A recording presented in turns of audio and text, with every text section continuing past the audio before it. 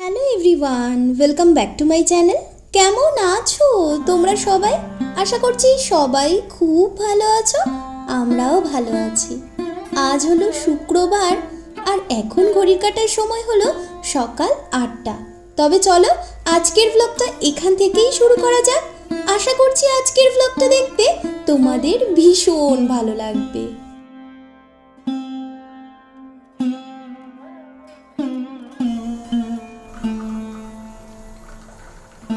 আজকে সকালে ঘুম থেকে উঠেছি ওই 5:30টারও একটু আগে। কালকে অনেক রাতেই শুয়েছিলাম, তবে কি বলো তো, আজকে না অফিসের কিছু ভয়েস দেওয়ার দরকার ছিল, তো সেই কারণে সেই কাজটা ঘুম থেকে উঠে আগে কমপ্লিট করে তারপরে সংসারের সমস্ত বাসি কাজকর্ম সেরে চলে এসেছি 3জনের জন্য 3 কাপ চা করতে। আর আজকে না ভাইয়ের কলেজ নেই, তো সেই কারণে আজকে আমরা 3জন একসাথে বসেই সকালের চা খাবো। সারাটা দিন এই বাড়িটাতে আমরা দুটো মানুষই শুধু থাকি, তবে সারাক্ষণই যে যার মতো নিজেদের কাজ নিয়েই ব্যস্ত থাকি।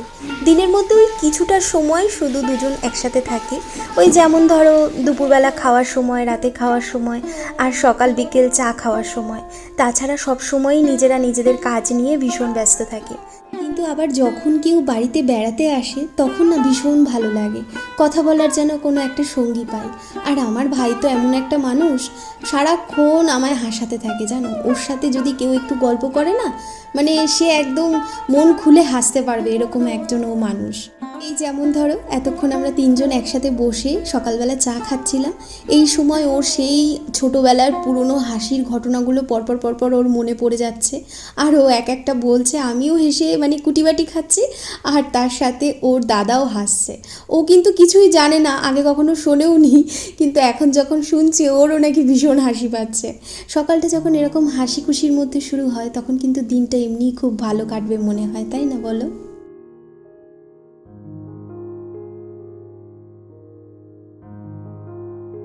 বর্তমানে তোমরা প্রত্যেকে এত পরিমাণ ভালোবাসা দিচ্ছ আমাকে, যা পেয়ে রাতে যদি কম ঘুমও হয় তাও যেন সকালবেলা চোখ খুললে কাজের এনার্জি দ্বিগুণ হয়ে যায়, জানো তো।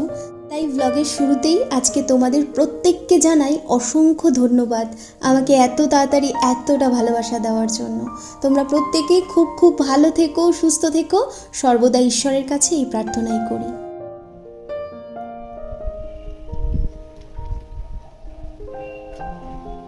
এই তো সেই দিন এই চ্যানেলটা খুললাম, আজকে ওই 16 দিন মতো বয়স হয়েছে। কিন্তু যেদিন প্রথম চ্যানেলটা খুলেছিলাম সেদিনও যখন একটাও সাবস্ক্রাইবার ছিল না, তখন ভীষণ মন খারাপ হচ্ছিল জানো, যে কখন একজন হবে। যে আমার এই চ্যানেলের প্রথম সাবস্ক্রাইবার, তাকে অসংখ্য ধন্যবাদ জানাই। সত্যি কথা বলতে যখনই দেখি একটা দুটো করে সাবস্ক্রাইবার বাড়ছে তখন যে কী আনন্দ হয় মনের মধ্যে। আমি কাজ করি আর একটু বাদে গিয়ে হয় ল্যাপটপে নয় কম্পিউটারে দেখতে থাকি যে কখন একটা সাবস্ক্রাইবার বাড়লো। যখন এসে দেখি একটাও বাড়েনি তখন মন খারাপ হয়, তবে সেটা বেশিক্ষণের জন্য থাকে না, কারণ আমি জানি আমি যদি পরিশ্রম করি তাহলে আমি পরিশ্রমের ফল ঠিক পাবই। ওই যে একটা কথাই আছে না, পরিশ্রমের ফল সর্বদা মিঠাই হয়। সকালের ব্রেকফাস্ট বাদে সংসারের সমস্ত কাজকর্ম সেরে আমরা দুজন বেরিয়ে পড়েছি বাজারের উদ্দেশ্যে। আর চলে এসেছি বাজারে এসে ভাবলাম যে অনেক মাছ কিনবো, কিন্তু দেখছি কি যে এখানে না, মানে যেখানে জ্যান্ত মাছ রয়েছে সেখানে না বেশি মাছ নেই। কিন্তু তাই জন্য ঠিক করলাম যে আর অন্য জায়গা থেকে মাছ নেব না, আপাতত 2 দিনের মতো নিয়ে নিই। কিন্তু তাও যেন তো 3 দিন 4 দিনের মতো মাছ হয়ে গিয়েছে। আমরা রুই মাছ নিয়েছি আর নিয়েছি চিংড়ি মাছ, তবে ভেবেছিলাম চিংড়ি মাছ একটু বেশি করে নেব, কিন্তু আমার আগেই না একজনের নেওয়া হয়ে গিয়েছে ওই সব কটা চিংড়ি মাছ। তাই পাশের আর একটা দোকান থেকে ওই 100-র একটু বেশি চিংড়ি মাছ ছিল, সেটাই নিয়ে নিলাম। আর ছিল না, কি আর করা যাবে। আসলে চিংড়ি মাছটা খুব দরকারও ছিল, ওই গাটি কচু এনেছি তো বাজার থেকে, সেই গাটি কচু চিংড়ি মাছ দিয়ে রান্না করে খাবো আমরা। তো সেই জন্য একটুখানি চিংড়ি মাছ নিয়ে আসলাম। আর এরপরে এই যে মুদি বাজার নিতে চলে এসেছি।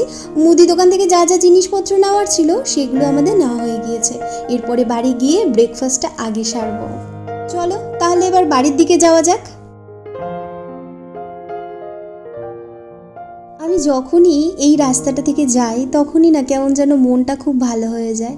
এই ডান দিকে না এত সুন্দর একটা পুকুর রয়েছে, আর পুকুরটা খুব সুন্দর লাগে দেখতে, জানো না, চারিপাশে কলা গাছ দিয়ে এত সুন্দর করে সাজানো, পুকুরটা দেখতে ভীষণ ভালো লাগে। বাড়ি চলে এসে আগে না এই সবজি কিছুটা কেটে নিচ্ছি, তবে সবটা এখন কাটবো না। আজকে ওই সকালবেলা একটু পেঁয়াজকলি আলু দিয়ে ভাজা করব। এই দেখো, পেঁয়াজকলি খেতে না আমার ভীষণ ভালো লাগে। তোমরা কারা কারা পেঁয়াজকলি খেতে ভীষণ পছন্দ করো কমেন্ট করে কিন্তু অবশ্যই জানিও কেমন। কালকে রাত্রিবেলা ভাত করেছিলাম, আর অল্প একটু ভাত রয়েছে, কিন্তু যেই ভাতটা রয়েছে সেটা একজনের হবে। তো ওই জন্য বড়বাবুকে জিজ্ঞাসা করলাম, ভাইকে জিজ্ঞাসা করলাম, ভাই খাবে না। তো ওই জন্য বড়বাবু বলছে যে ঠিক আছে তাহলে আমাকেই দিয়ে দাও। আমি আর ভাই মুড়ি দিয়ে পেঁয়াজকলি দিয়ে খাবো, এটা আমাদের ভীষণ পছন্দের একটা খাবার। আর বড়বাবুকে ওই ভাত রয়েছে, ভাত দিয়ে দেবো। আর রাত্রিবেলা একটু বেগুন ভাজা করেছিলাম, বেগুন ভাজাও রয়েছে। আগে জানো তো একটা সময় ছিল যখন সন্ধেবেলা আমি এই সমস্ত কাজকর্মগুলো সেরে রাখতে পারতাম, কিন্তু বর্তমানে এত পরিমাণে কাজের প্রেশার রয়েছে যে সন্ধেবেলা যেন আমি না কোনোভাবেই রান্নাঘরে আসতে পারি না। ওই রাতের খাবার যদি বানানোর থাকে, যেদিন থাকে সেদিন যে আমার কি হয়, মানে সেদিন আমার ভীষণ টেনশনে পড়ে যায় যে কখন বানাবো। আর রাতের খাবার করতে গেলে দেখি অন্য দিনের তুলনায় সেই দিন একটু ঘুমাতে গিয়ে দেরি হয়ে যায়। আর কি বলো তো, এখন না ওই রাত্রের দিকে খাওয়া দাওয়ার পর সমস্ত বাসন টাসন যা থাকে সবই মেজে রাখি, কারণ শীতকাল চলে এসেছে। তো সকালবেলা না ঘুম থেকে উঠে ওই ট্যাঙ্কির জলে হাত দিয়ে বাসন টাসন একদমই মাজা যায় না, হাত পুরো বরফের মতো হয়ে যায়, জানো না, মনে হয় কি হাত কেটে যাবে। তাই সেই কারণেই রাতের দিকেই সবটা সেরে রাখি। যদিও বাস্তুমতে বলে রাত্রিবেলা খাওয়া দাওয়ার পর বাড়িতে কোনো এঁঠো বাসন কোসন রাখতে নেই, কিন্তু দৈনন্দিন জীবনে আমাদের কাজকর্ম এমন পরিমাণেই বেড়ে গিয়েছে, আমরা এখন আর পারি না সেই সমস্ত কিছু মেনে চলতে।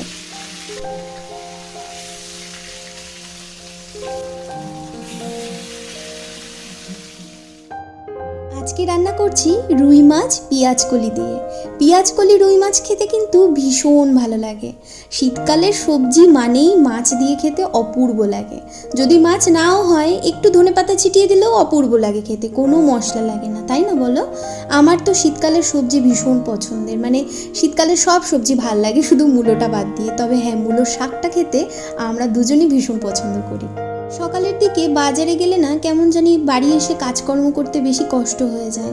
আগে কি বলতো, যখন বনগাঁয়ে থাকতাম তখন যদিও ওই ওপরে রান্নাঘরটা হওয়ার পর একটু টুকটাক বাজারে যেতে লাগতো সকালের দিকে, সকালবেলা সন্ধ্যাবেলা যখনই যেতাম তখনই তো বাইকে যেতাম, তাই অতটা কষ্ট হতো না।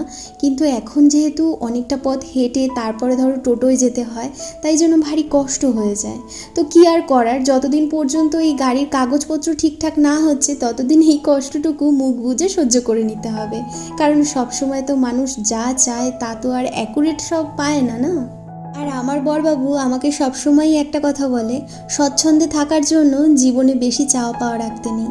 যখন ভগবান যেটুকু দেয় সেটুকুতেই খুশি হতে হয়। যদি অনেক চাওয়া পাওয়া থাকে তাহলে কখনোই কোনো মানুষ সুখী হতে পারে না।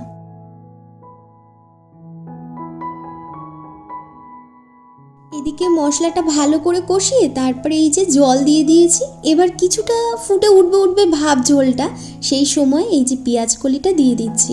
অনেকে না পেঁয়াজকলিটা ভেজে নেয়, কিন্তু কি বলতো, আমি ভেজে নেই না। পেঁয়াজকলি যদি ভেজে তারপরে মাছের ঝোলে দেওয়া হয় তাহলে না সেই পেঁয়াজকলির যে সুন্দর একটা গন্ধ সেটা থাকে না। তো সেই কারণে কিছুক্ষণ এরকমভাবে রেখে তারপরে এই যে দেখো ঝোলটা ভালোভাবেই ফুটে উঠেছে, সেই সময় ভাজা মাছগুলো দিয়ে দিচ্ছি।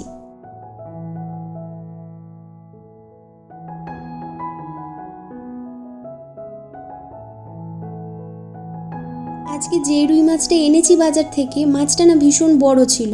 তো রান্না করছি আর ভাবছি আজকে তো পেঁয়াজকলি দিয়ে খেলাম, এখনও তো অনেকগুলো মাছের পিস রয়েছে, আর একটা দিন ভাজা খেয়ে নেব, আর একটা দিন ফুলকপি দিয়ে আলু দিয়ে রুই মাছের ঝোল করব।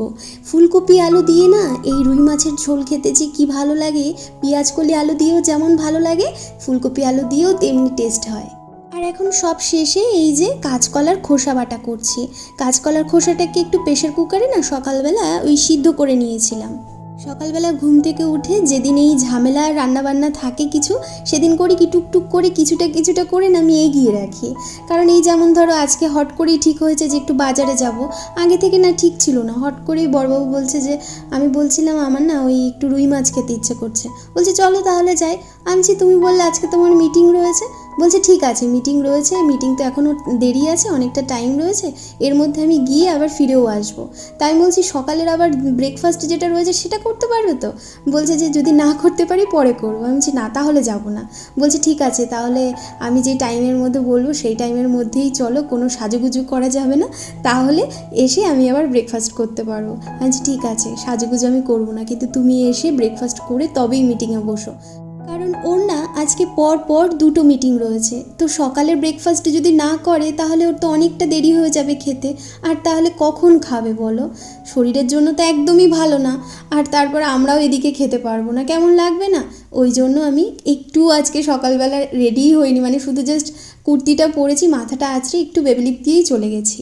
এদিকে রান্নাবান্না প্রায়ই শেষ পর্যায়ে, আর বাসন যেটুকু সিঙ্কে ছিল সবটাই মেজে নিলাম। এবারে শুধু ওই কড়াইটা মাজা বাকি রয়েছে, ব্যাস তাহলেই হয়ে যাবে। আর এই দেখো কাঁচকলার খোসা বাটাও হয়ে গিয়েছে। এটা কিন্তু খেতে অপূর্ব স্বাদ হয়, মানে এক থালা গরম ভাত এমনিই খাওয়া যায়, তাই না বলো?